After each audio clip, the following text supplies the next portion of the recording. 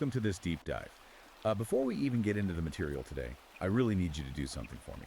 Wherever you're listening right now, just take a second to hit that like button and subscribe to this deep dive. Yeah, please do that. It helps us out a lot. Exactly, because today we are speaking directly to you.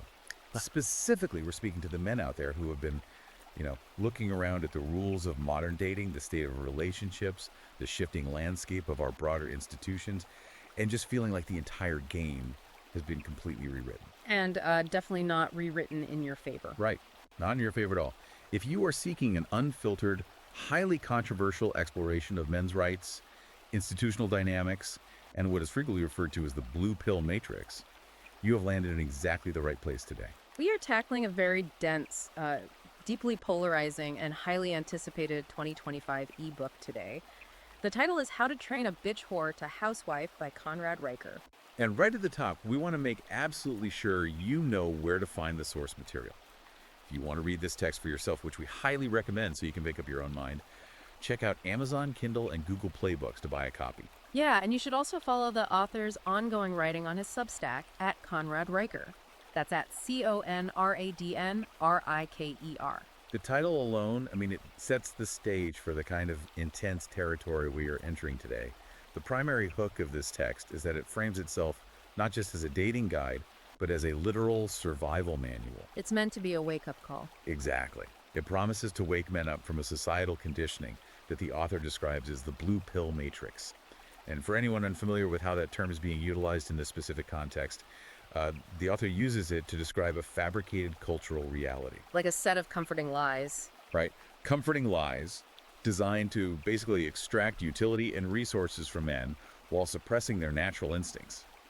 The promise of the book is this incisive, fascinating breakdown of the biological, psychological, and institutional forces that the author claims are fundamentally stacked against men today. So our mission today is to thoroughly unpack Conrad Riker's provocative framework. We are going to explore the historical shift of our institutions, particularly looking at how they operated before and after what the text describes as their complete capture by feminist and Marxist ideologies. We're going to examine the concept of female hypergamy in exhaustive detail, and eventually we'll outline the exact strategies the author proposes for reclaiming male sovereignty. But before we move forward... Yes, this is crucial. We must issue a clear, mandatory disclaimer regarding the nature of this big dive. We really need to underline this. The material we are reviewing today is highly politically charged. It contains themes and assertions that are deeply controversial, bridging both left-wing and right-wing political spectrums. We are reviewing this material completely impartially. We are not taking sides. We're not taking sides, and we are not endorsing the viewpoints of this content. Our job is simply to map out the ideas, report on the original source material objectively, and help you, the listener, understand the core arguments Conrad Riker is making to his audience. We are just here to act as your guides to the text itself.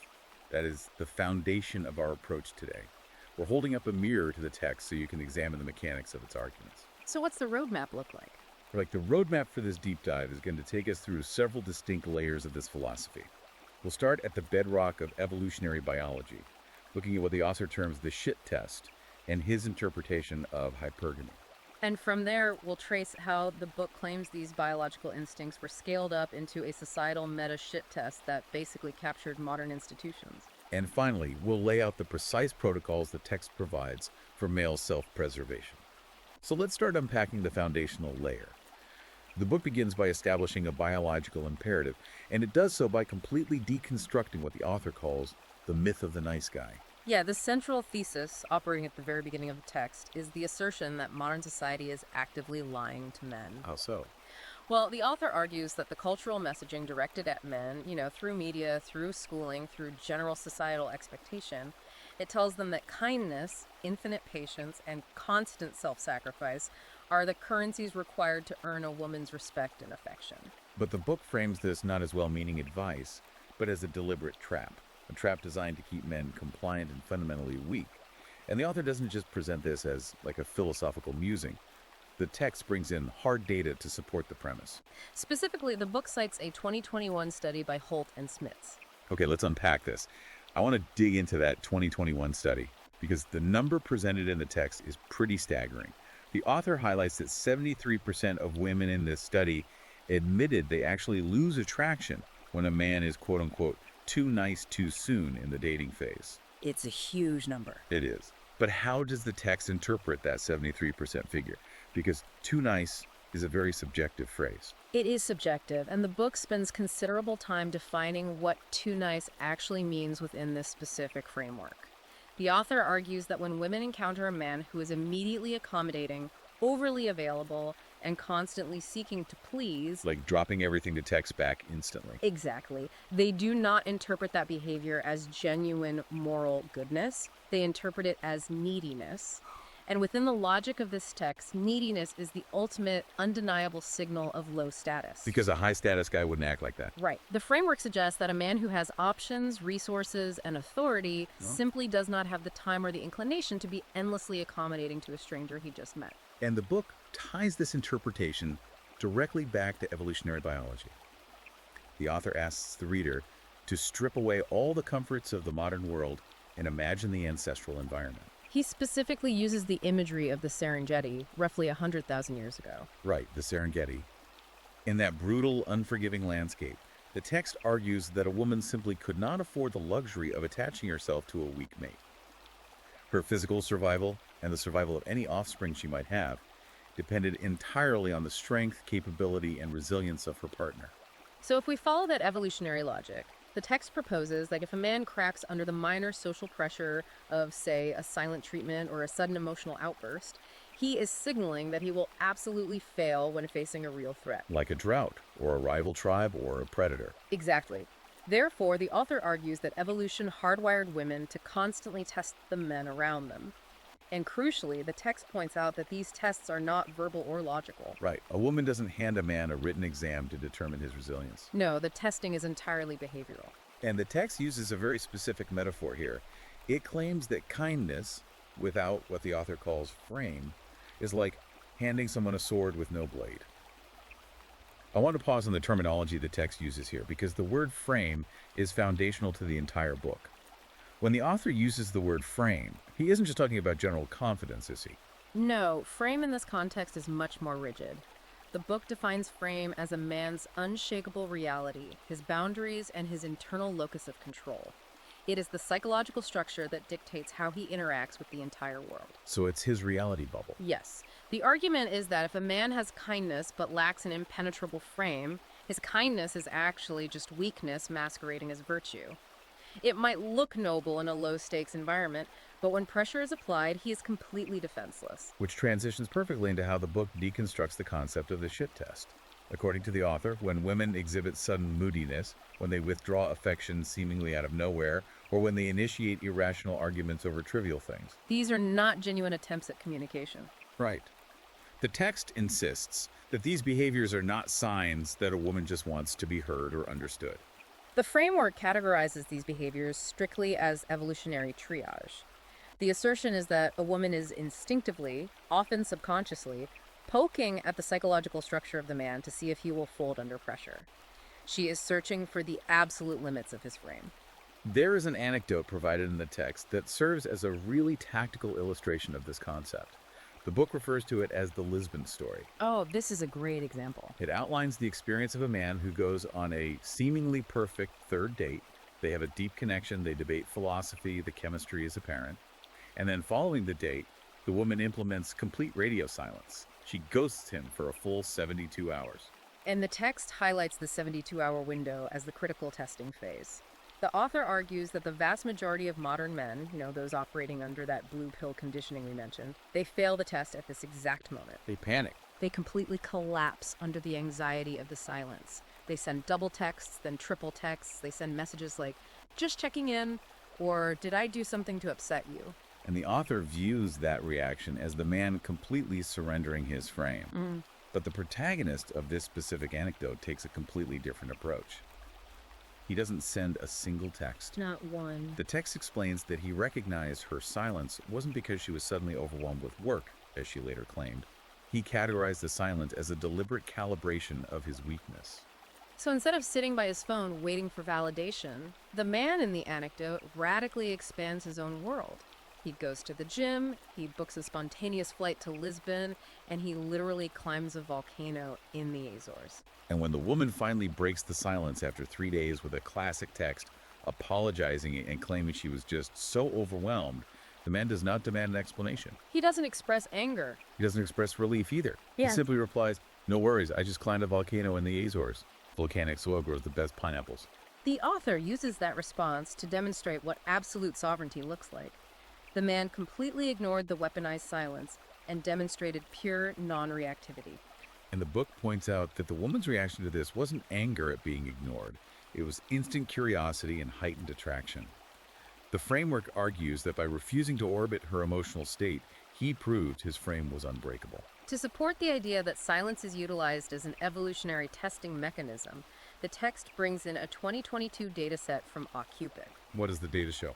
The data indicates that women initiate ghosting 3 times more often than men do. Wow, 3 times. Yes, and the author uses this statistic to argue that ghosting is not merely a modern dating annoyance or just a symptom of digital rudeness.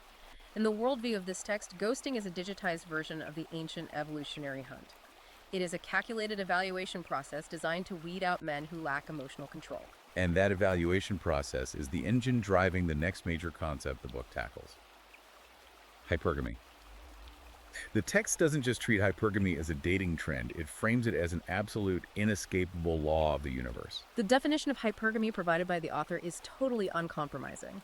The book posits that women are inherently biologically designed to seek out and secure the best available male. Period. And the text goes out of its way to clarify that this is not a moral failing on the part of women, nor is it driven by conscious malice.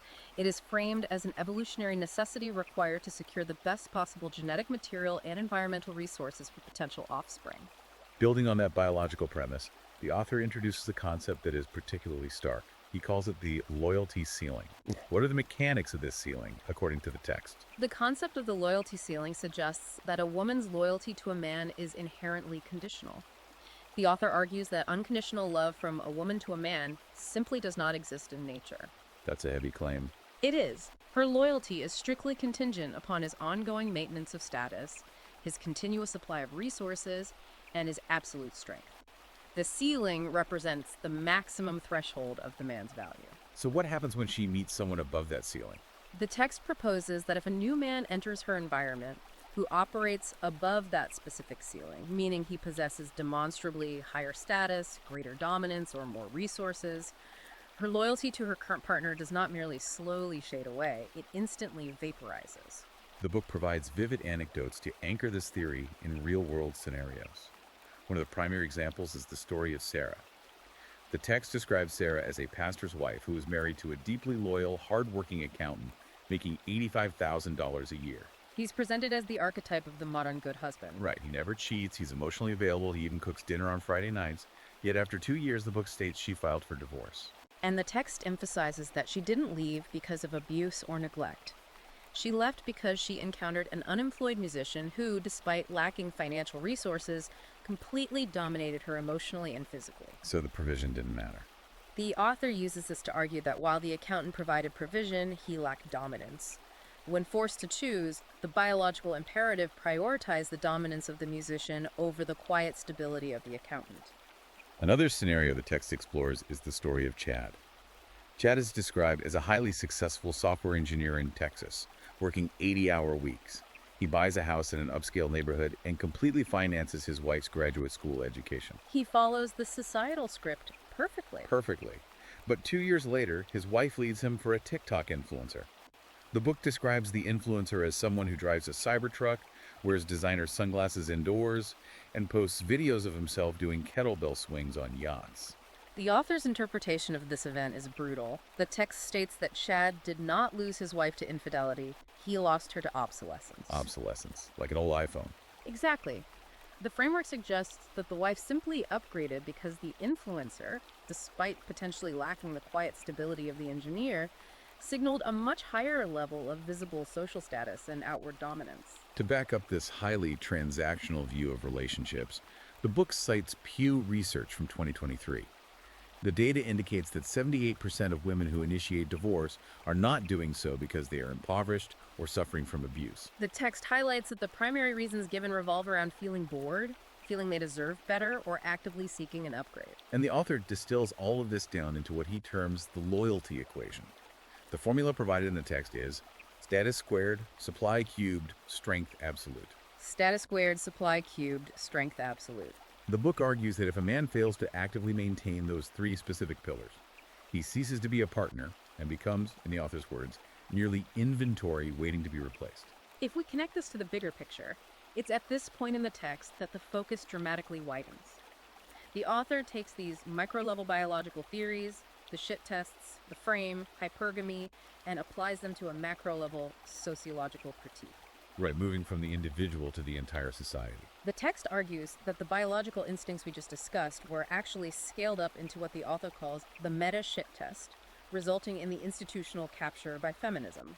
This is undoubtedly one of the most explosive claims in the entire book.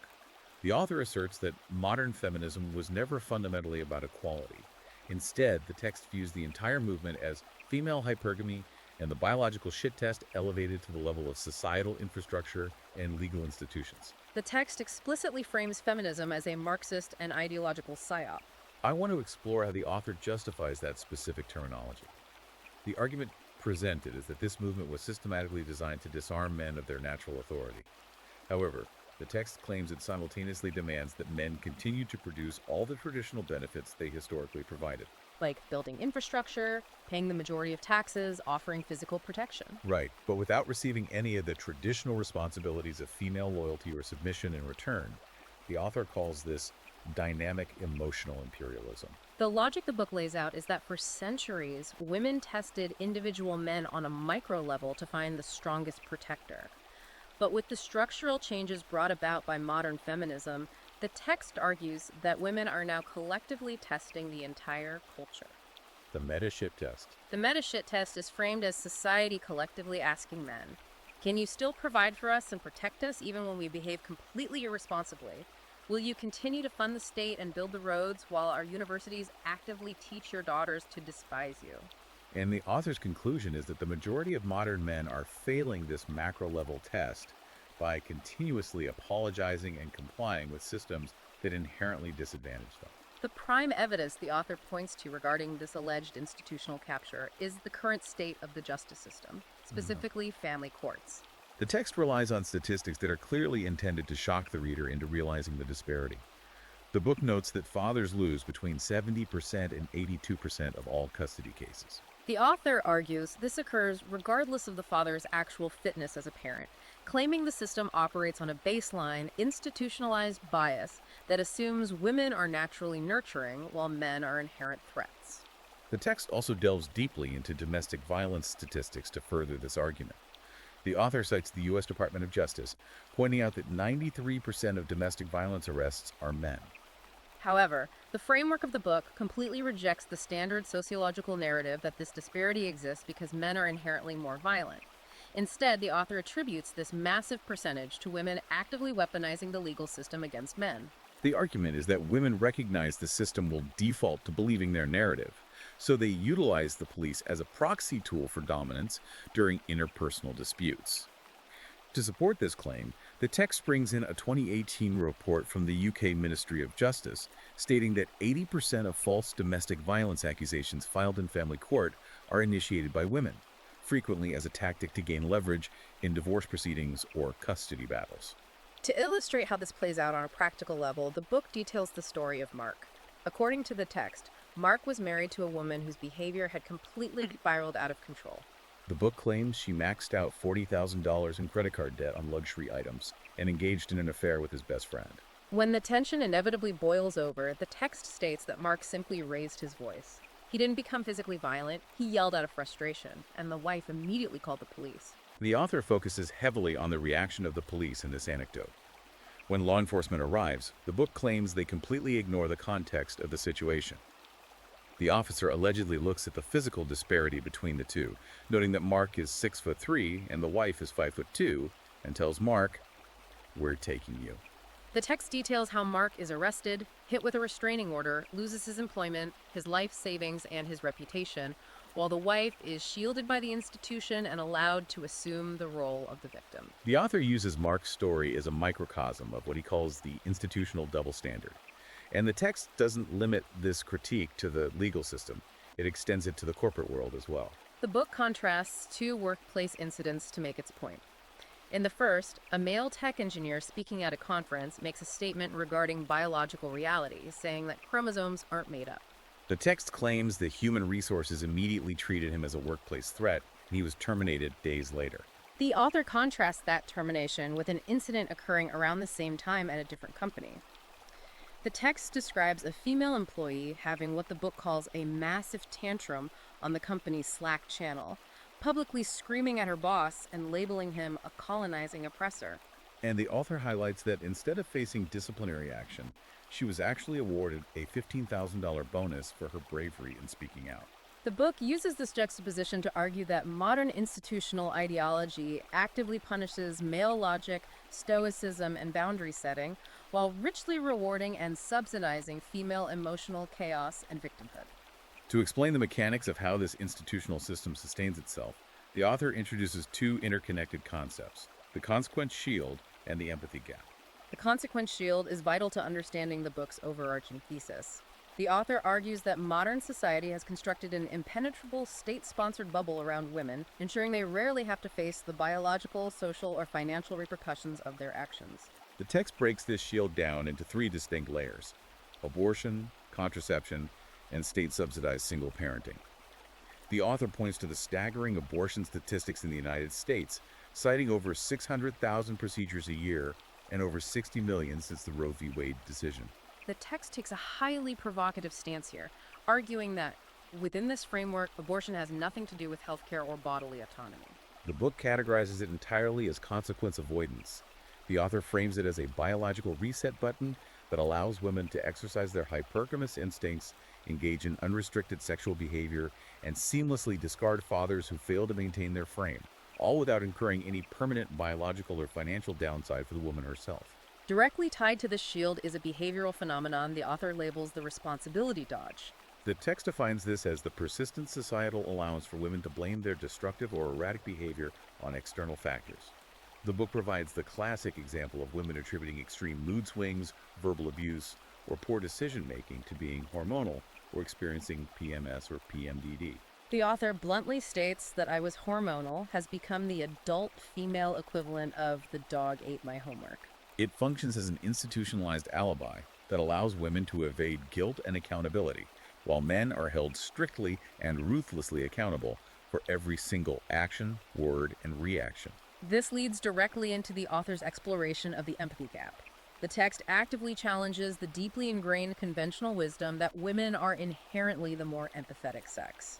To dismantle this idea, the book cites a 2021 study from the University of Michigan. The text spends considerable time on the nuances of this study. It notes that the research does show women expressing high levels of empathy, but the author emphasizes that this empathy is heavily filtered and directed outward in very specific ways. The study indicates that women express empathy primarily toward other women, toward children, and toward animals. But not men. The critical pivot the author makes here is focusing on how that empathy applies to men. The text asserts, based on its interpretation of the study, that women fundamentally view male suffering, vulnerability, or failure not with compassion, but with profound disgust. Within the biological framework the author has established, female biology interprets male suffering as a dangerous signal of weakness and a failure to protect. The book paints a very bleak picture of this dynamic in domestic life. The author claims that if a man experiences a profound loss, say he loses his career or experiences the death of a family member, and he displays deep, gut-wrenching emotional pain to his wife, the framework dictates she will not genuinely comfort him. The text argues she will either log that vulnerability to weaponize it later during a conflict, or she will develop a deep-seated resentment toward him for momentarily failing to be her unshakable emotional rock. The author connects the severe lack of societal and interpersonal empathy directly to the statistics surrounding male suicide. The text highlights the tragic reality that men die by suicide at a rate 3.5 to 4 times higher than women.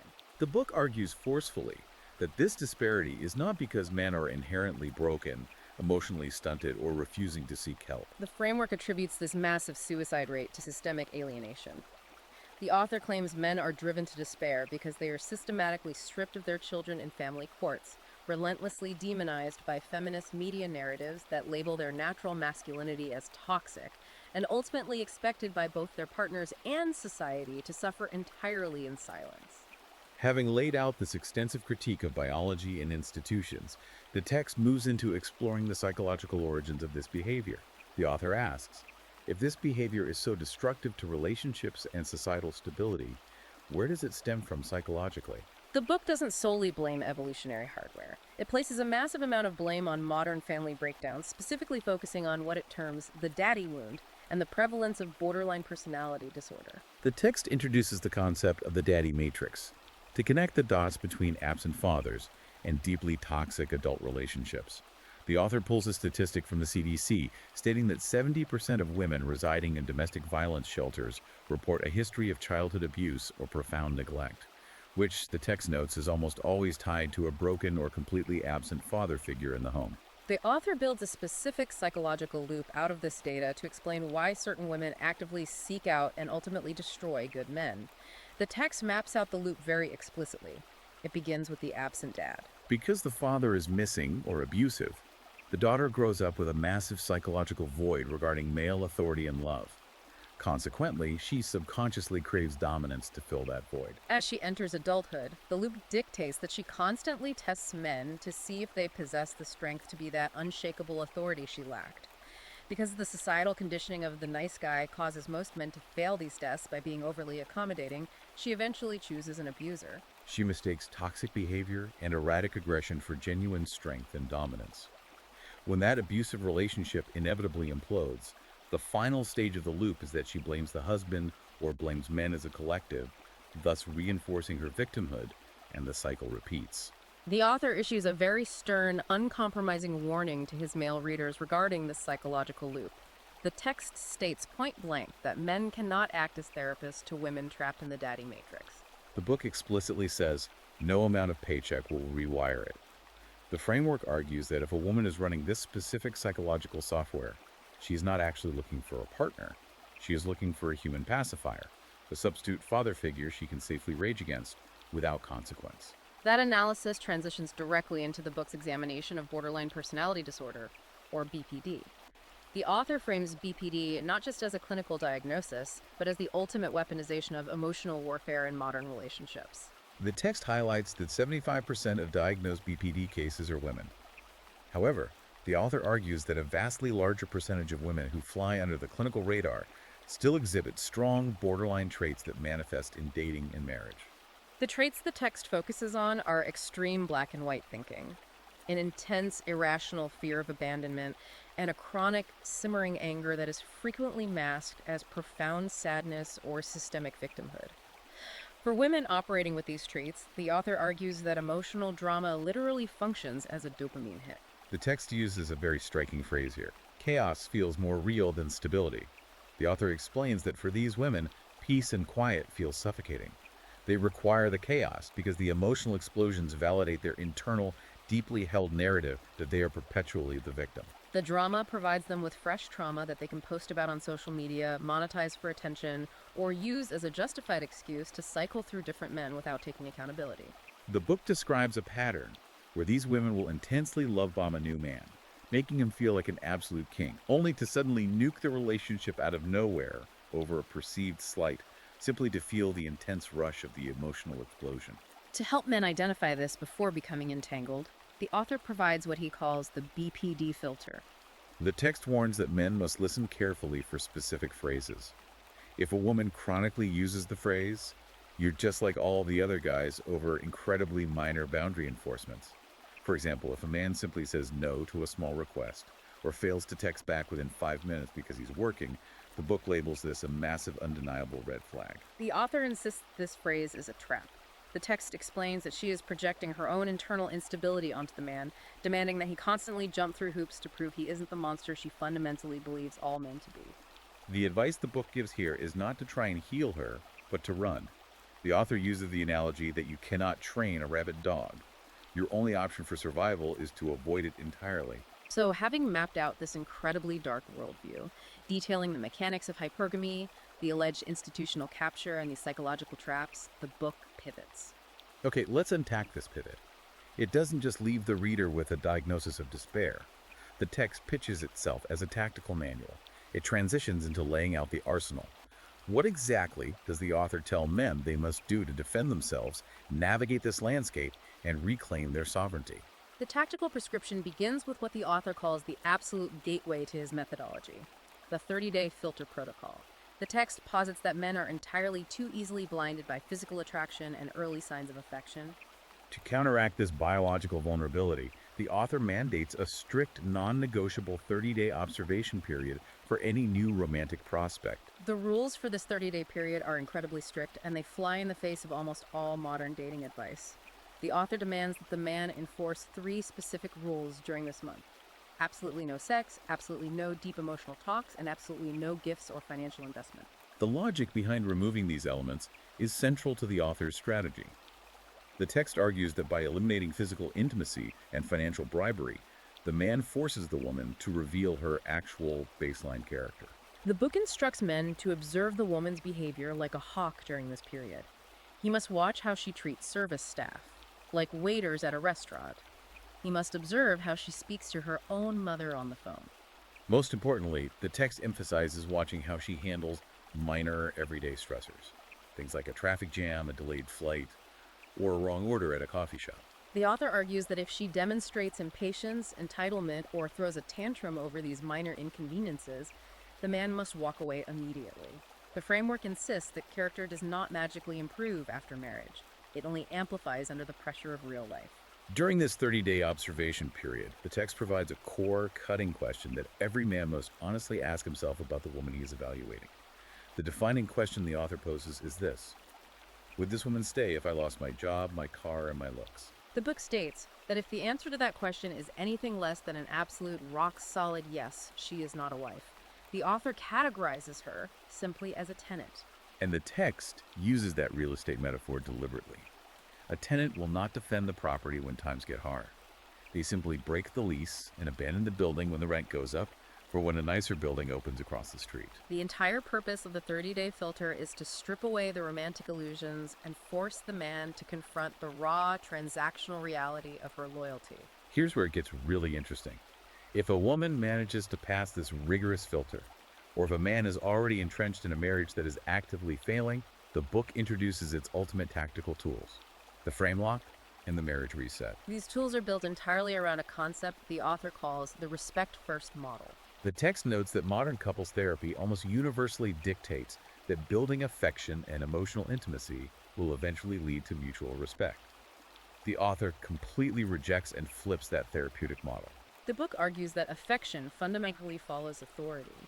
The framework asserts that a woman is biologically incapable of loving a man she does not respect, and she cannot respect a man whom she can easily emotionally manipulate or overpower. To establish this respect, the text requires the man to initiate the frame lock. The advice provided here is jarringly anti-therapeutic. The author instructs men to immediately stop communicating their feelings and start commanding their environment. The book dictates that if a woman throws a tantrum or initiates an irrational argument, the man must absolutely not reward it with sympathy or engagement. He must not ask, "How are you feeling?" or attempt to validate her emotions. The text instructs the man to stand completely firm when she pushes against his boundaries. If she escalates into emotional manipulation or verbal abuse, the author tells the man to completely withdraw his presence and his attention. He must become an impenetrable brick wall, denying her the emotional reaction she is seeking. The book provides several anecdotes of men executing this frame lock to illustrate its effectiveness within this worldview. One particularly intense story involves a man who secretly mapped his wife's menstrual cycle using a period tracking app.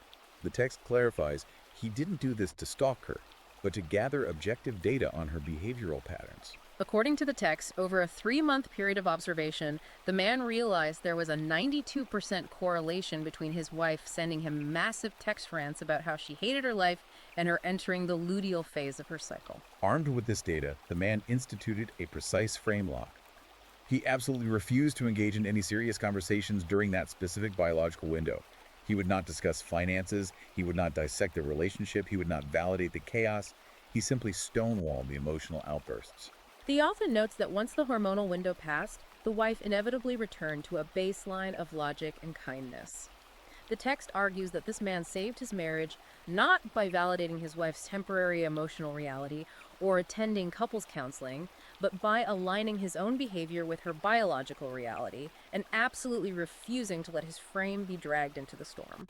There is another intense example provided in the text regarding a man dealing with his wife's chronic responsibility dodge. The book describes a dynamic where every time the wife would rage or act abusively, she would later entirely deny it or severely minimize her actions. To counteract this, the text says the man began quietly recording her monthly episodes, capturing audio, video, and precise timestamps. Crucially, the author notes that the man did not confront her with these recordings in the heat of the moment. He maintained his frame, waited until she was completely calm days later, and then sat her down to play the tapes. He presented her with the undeniable objective pattern of her own unaccountability. According to the author's telling of the story, the wife did not react with typical apologies. Instead, confronted with an unbreakable frame of reality, she reportedly said, "No one's ever held me accountable before."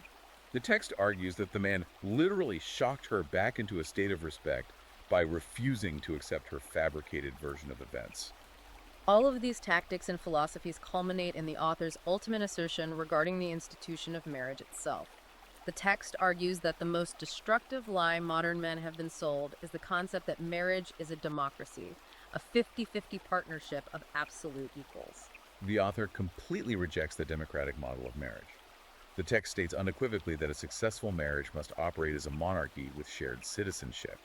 The framework demands that the man must occupy the role of the king. He must be the sole protector, the primary provider, and the unshakable anchor of the family structure. The book warns that if a man abdicates this throne in an attempt to be his wife's best friend or equal, the entire kingdom will inevitably fall into chaos. The text concludes that the wife will ultimately resent him for forcing her to carry the burden of the crown, a burden the author claims she is biologically unequipped to handle. If we synthesize the entirety of this dense text, the core takeaway of Conrad Reicher's philosophy is an uncompromising, brutal call to action for his readers. The author is demanding that men completely stop apologizing for their inherent masculinity. He is instructing them to cease worshiping women as flawless, innocent victims of patriarchy. Instead, the text argues that men must focus all of their energy entirely on building undeniable power, specifically financial wealth, social status, and physical strength. Because within the biological and institutional matrix that the author has constructed in this book, weakness is framed as the only true crime. Power, maintaining frame, and establishing authority are presented as the only mechanisms that guarantee a man's survival, secure his respect, and ultimately maintain a woman's inherently conditional loyalty. It is a remarkably heavy, unapologetic framework. And as we reach the end of this analysis, we want to firmly reiterate our stance of complete impartiality. We have spent this deep dive strictly mapping out the worldview exactly as it is presented in Conrad Reicher's text.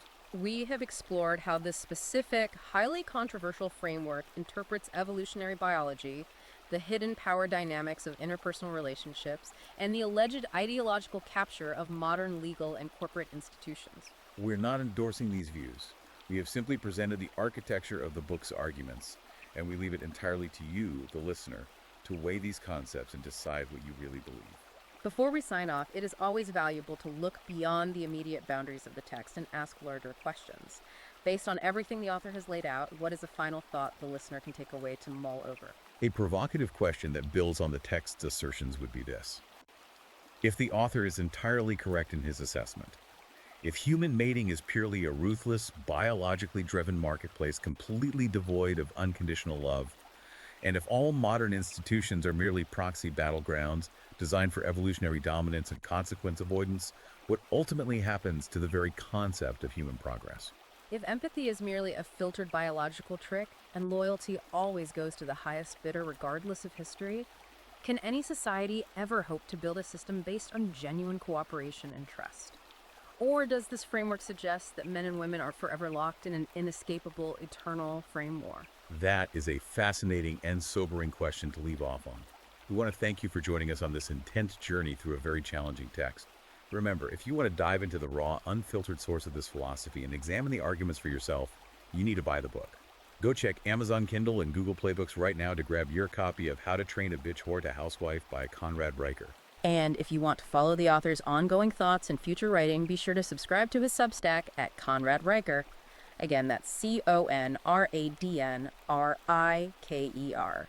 Finally, please, if you found value in this breakdown and want us to keep unpacking these complex texts, hit that like button and subscribe to this deep dive before you sign off. Put you on the next one.